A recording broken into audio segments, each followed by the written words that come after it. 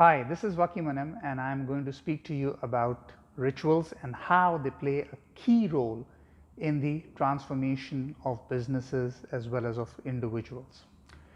Before I get into the rituals, let's see the difference between habits and rituals. So habit is something that you do repeatedly for the act itself.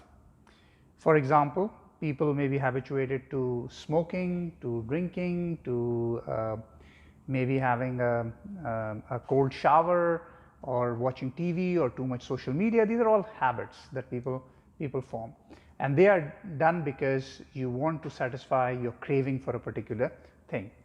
Now, ritual on the other side are the tools that give you the freedom to take responsibility for the direction and purpose of your life. So these are really powerful aspects. It has a direction, and these are the things that you do because of a certain purpose, not because of the act itself.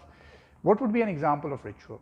A systemic approach to overall well-being, which includes following a particular diet, exercising, waking up at particular time, sleeping at particular time, making sure that your mind is stress-free, laughing a lot, meeting with the people that you like in a day.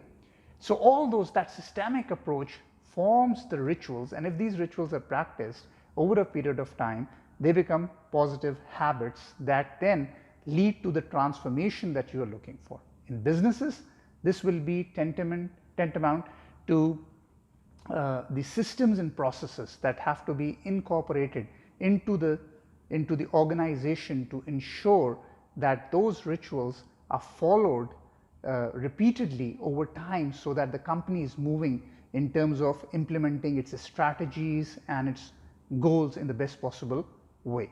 So that is what it is.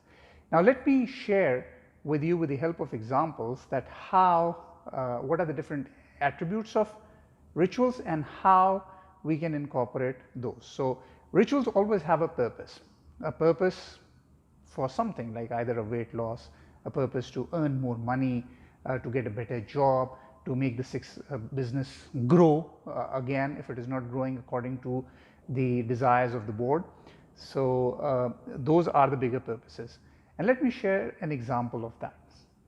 I was once staying at a hotel, and there was a bellboy. He used to greet me very, very nicely.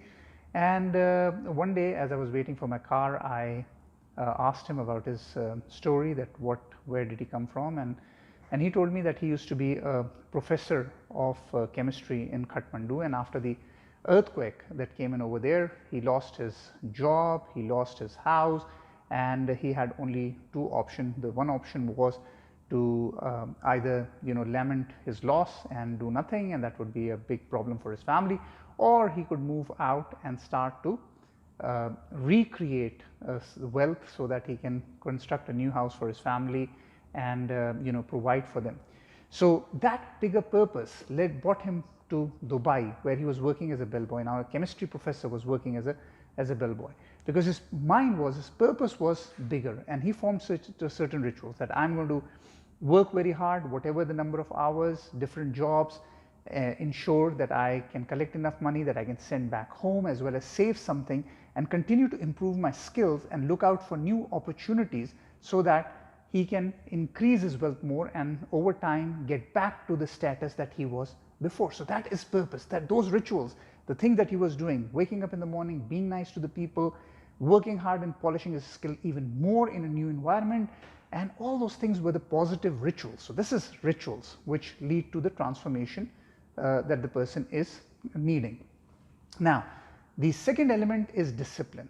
Now without discipline, nothing happens, and the whole purpose of rituals is to bring about discipline into people and in organization.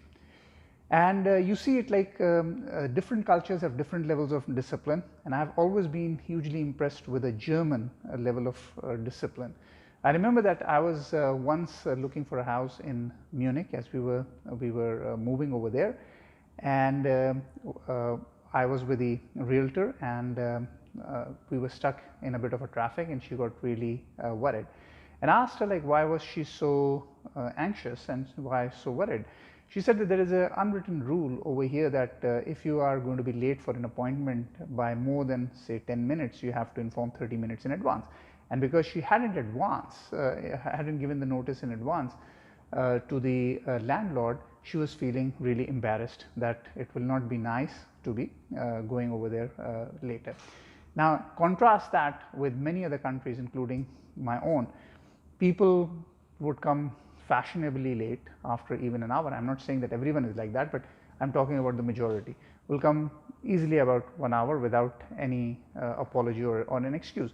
And this discipline that has been inculcated into the fabric of Germany is the reason why they are the fourth biggest economy in the world, and they have world-class products whatever you look at them, because that is discipline. They do the things in the right way and everyone takes the responsibility for that. So discipline, that is a ritual that has been formed over there. So second thing is for the rituals is defined by the discipline it brings into the processes.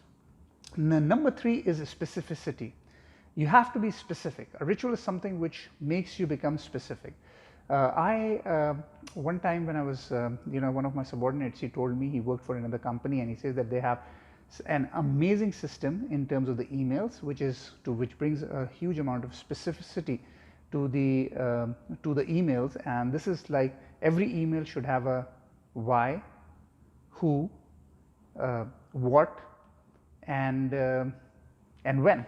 So if you have answered those 4 questions, then the email becomes more specific. It has a particular, it leads to, it becomes more actionable, and it's not something which is like vague and it's, and people don't know what to do about it, but to be specific. So that's a great example. That's a great ritual. It's a great discipline in the organization to say that, okay, as part of a ritual, we are going to make it like every email that we do, right, has to have the what, when, where, and who. So having those elements, the 4 W's to it. So those are the 3 aspects of rituals. And why I'm talking about rituals is because I've heard so many people talk about transformation, and it has become the new buzzword, the trendy word. But still we see that not many organizations or people have been successfully transforming themselves.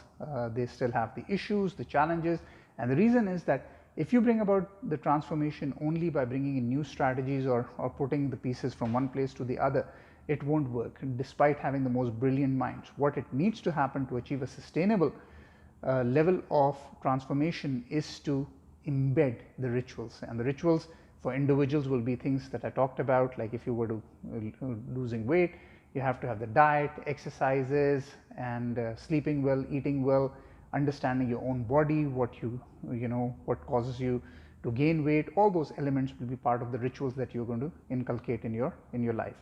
On the other side, if it's for the company, if you want to go for growth, then you have to do an evaluation, look at your strategies, look at your operations, look at your measurement systems, the quality of the people that you have. You then need to look at your systems and processes and ensure that your systems and processes are so strong and efficient, and they are taking the strategies that have been built and making sure that they are properly executed through the operations, and the measurements and the reward system is such that it incentivizes the individuals to follow those, and there is less time wasted in meetings and other things or non-value added activities. So this is what it is, the difference between habits and rituals, and I hope that you liked the video, and if you liked it, please subscribe to the link below. Thanks.